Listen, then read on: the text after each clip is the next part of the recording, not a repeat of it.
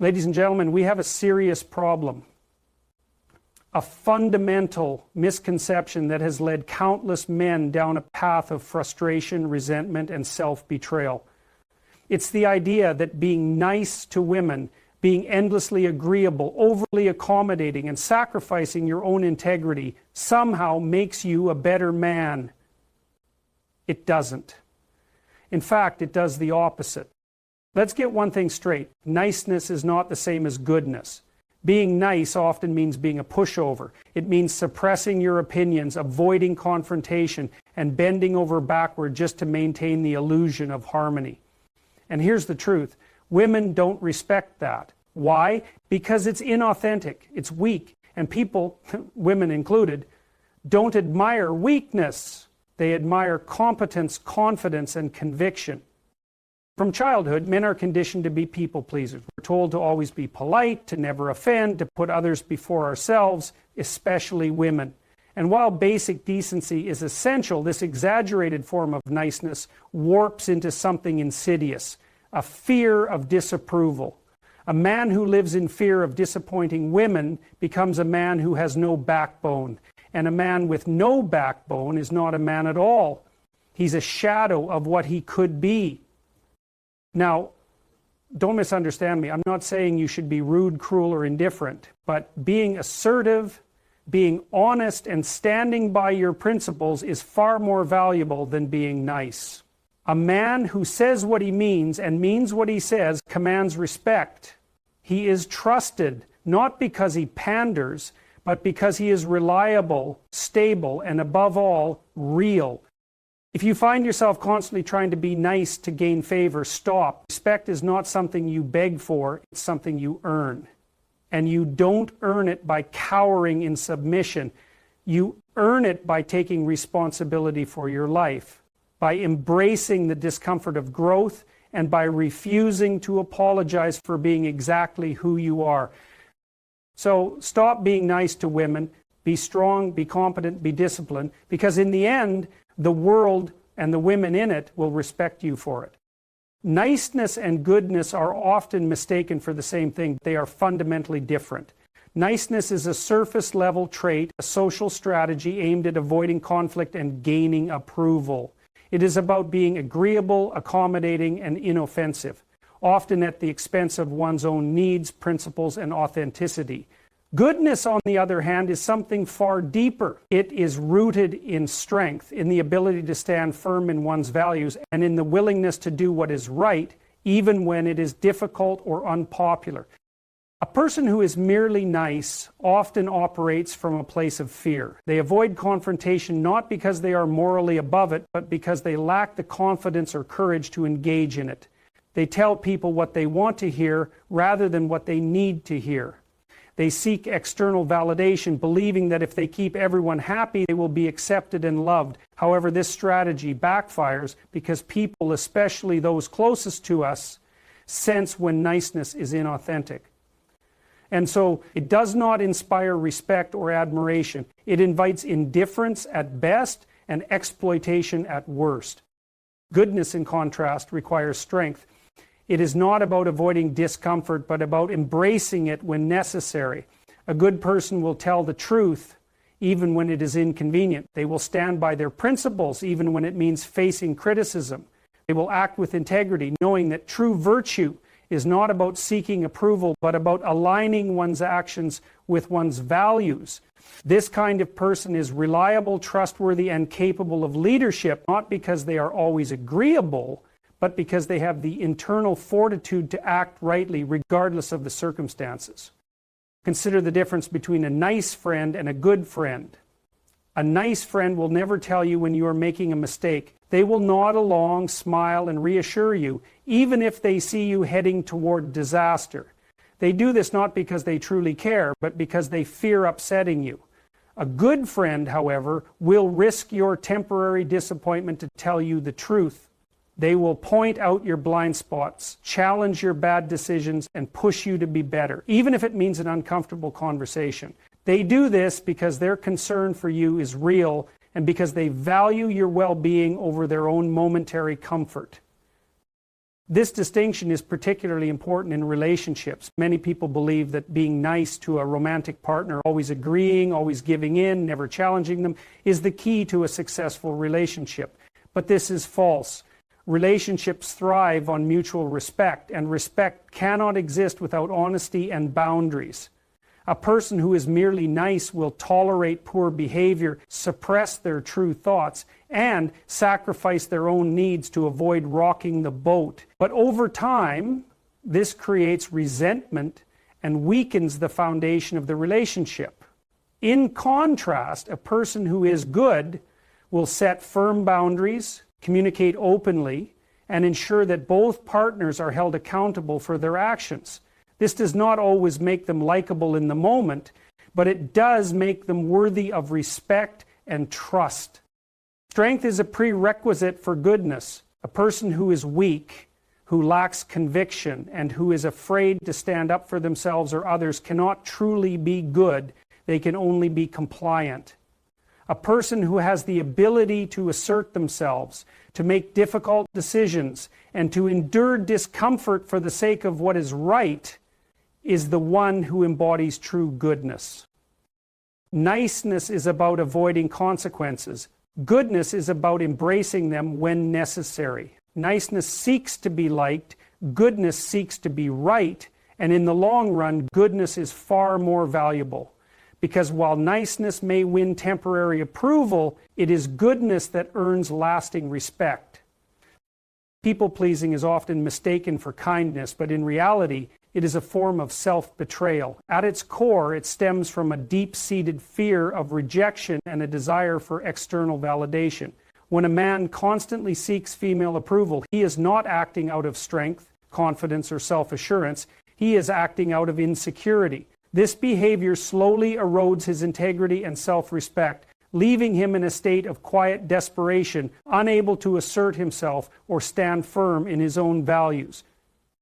A man who prioritizes pleasing women above all else makes the fundamental mistake of placing external validation above internal conviction. He modifies his opinions, behavior, and even personality to fit what he believes will be acceptable or attractive. Instead of speaking his mind honestly, he carefully filters his words to avoid any form of disagreement or disapproval. Instead of setting boundaries, he sacrifices his own needs to accommodate others. He mistakenly believes that if he is agreeable enough, if he gives enough, if he never says no, he will be rewarded with love and admiration. But the reality is quite the opposite. People, women included, do not respect those who lack self-respect. A man who is overly eager to please comes across as weak, unreliable, and desperate. He may think he is being considerate, but what he is actually doing is communicating that his own thoughts, desires, and principles are secondary to someone else's approval. This does not make him more attractive. It makes him forgettable at best and contemptible at worst. When a man suppresses his true self to avoid conflict, he becomes invisible. He does not stand out, he does not inspire admiration, and he certainly does not command respect. There is also an inherent dishonesty in people-pleasing. A man who is constantly seeking approval is not truly engaging with the people around him. He is performing. He is presenting a carefully curated version of himself designed to be inoffensive and palatable. But relationships, whether romantic or otherwise, cannot be built on pretense. Sooner or later, the act crumbles and the reality of who he is, someone who lacks conviction and confidence, becomes clear. Women, like all people, are drawn to authenticity. They may tolerate a people pleaser, but they will never truly admire him. The most damaging aspect of this behavior is the long-term impact on a man's self-respect. Each time he prioritizes someone else's approval over his own values, he reinforces the idea that his opinions and needs do not matter. Over time, this leads to resentment toward others for failing to appreciate his sacrifices, and toward himself for being unable to stand up for what he truly wants. This resentment does not stay hidden. It manifests in passive aggressiveness, emotional withdrawal, or sudden bursts of anger. What began as an attempt to gain love and acceptance ends in frustration, bitterness, and an even deeper sense of isolation. True confidence does not come from seeking approval. It comes from self-assurance. A man who respects himself does not beg for validation. He does not shape his personality to fit someone else's preferences. Instead, he develops a strong sense of self built on his own values, beliefs, and ambitions. He understands that not everyone will like him, and that this is not only acceptable but necessary. It is far better to be respected by a few than tolerated by many. Modern society has created an environment where traditional masculinity is increasingly suppressed, often under the guise of promoting harmony, equality, or social progress.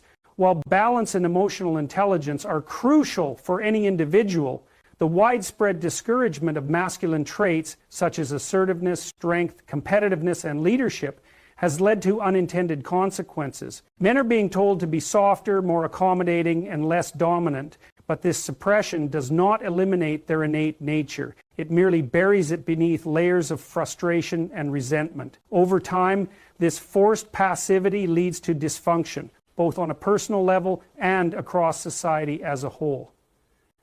Masculinity at its core is not toxic. It is the force that has built civilizations, explored new frontiers, and created the foundations of progress. It is the drive to push limits, take risks, and protect those who cannot protect themselves.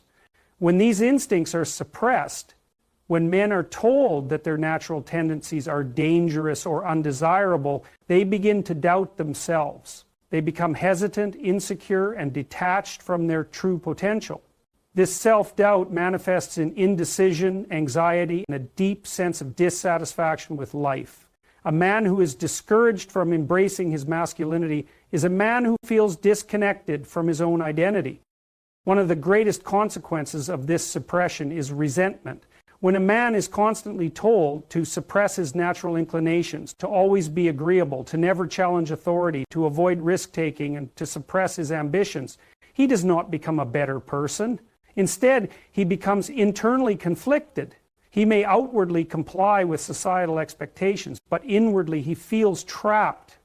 Over time, this leads to a deep well of frustration, which can manifest in either passive resentment or explosive outbursts. Neither outcome is healthy, and both are a direct result of denying men the ability to express themselves authentically. Another significant cost of suppressing masculinity is dysfunction in relationships. Many men, eager to conform to modern expectations, adopt an overly passive role in their romantic and social lives. They believe that by being endlessly agreeable and avoiding any display of dominance or assertiveness, they will be more accepted, more likable, or more desirable, but this approach backfires. Women do not respect a man who lacks backbone, who fears confrontation, or who suppresses his own desires for the sake of appearing inoffensive. Relationships require balance, and when men abandon their natural assertiveness, they create an unhealthy dynamic in which attraction and respect diminish over time. Beyond personal relationships, the suppression of masculinity has larger societal consequences. Historically, men have been the ones to take on the most dangerous and demanding roles, whether in war, exploration, or industry. The world relies on strong, capable men to step up in times of crisis. Yet in a society that discourages strength and promotes passivity, fewer men are willing to take responsibility for themselves and those around them. This leads to a culture of complacency, where challenges go unmet and problems remain unsolved. A society that stifles masculinity ultimately weakens itself. The solution is not to swing to the extreme of unrestrained aggression or recklessness, but to encourage a balanced, healthy masculinity. Men should be taught to harness their natural strength and competitiveness in ways that benefit both themselves and those around them. Assertiveness, discipline, and ambition should be celebrated, not shamed. A man who embraces his masculinity is not a danger to society, he is an asset. When masculinity is allowed to thrive in a responsible and constructive way, men feel a sense of purpose, relationships become more fulfilling, and society as a whole benefits. Suppressing masculinity does not create better men, it creates weaker, more confused, and more resentful ones. The answer is not suppression, but cultivation. The cultivation of strong, capable, self-assured men who are unafraid to embrace who they truly are. Many people mistakenly believe that being nice is the key to maintaining good relationships. They think that by always being agreeable, avoiding conflict, and putting others' needs before their own, they will be liked and appreciated. However, this approach often backfires. While kindness and respect are essential in any interaction, excessive niceness, particularly at the cost of personal boundaries, leads to dissatisfaction, resentment, and a lack of respect from others. Assertiveness, on the other hand, is the foundation of strong and healthy relationships. It allows people to communicate honestly, set necessary boundaries, and maintain self-respect while fostering deeper and more meaningful connections. One of the primary problems with niceness is that it is often rooted in fear. Fear of rejection, fear of conflict, or fear of disappointing others. A person who prioritizes being nice over being honest may hesitate to express their true feelings or opinions, worried that they will offend or upset someone. They may agree to things they do not actually want to do, say yes when they mean no, and suppress their own needs for the sake of keeping the peace. Over time, this behavior leads to frustration and exhaustion. Instead of fostering connection, excessive niceness creates a dynamic where the nice person feels unappreciated, unheard, and taken for granted. Assertiveness, in contrast, is rooted in confidence and self-respect. An assertive person communicates openly and honestly without being aggressive or disrespectful. They are not afraid to voice their needs, express their opinions, and stand by their values. They understand that saying no is not rude, it is necessary in any relationship, whether romantic, professional, or platonic. Boundaries must be set to maintain mutual respect and balance. When someone is too nice and allows their boundaries to be repeatedly crossed, they are not being kind, they are allowing themselves to be mistreated. Boundaries are essential for healthy relationships because they define what is acceptable and what is not. When people lack assertiveness, they allow others to dictate the terms of their interactions, leading to an imbalance where one person's needs are constantly prioritized over the others. This does not make relationships stronger, it weakens them. A relationship built on authenticity and mutual respect requires both parties to communicate their limits and expectations clearly. People may not always like hearing no, but they will respect someone who stands by their principles far more than someone who is easily swayed and afraid to speak up.